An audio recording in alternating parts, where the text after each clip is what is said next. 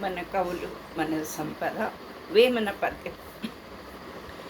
తోటకూరకైన దొగ్గలికైనను, తవిటి కూరకైన తవిటికైన, తోటకూరకైన దొగ్గలికైనను, కుతవేటి కూరకైన తవిటికైన, కావ్యములను చెప్పు గణ్యాలు గణమైరి, కావ్యములను చెప్పు గణ్యాలు గణమైరి, విశ్వదాభిరామ వినురవేమ.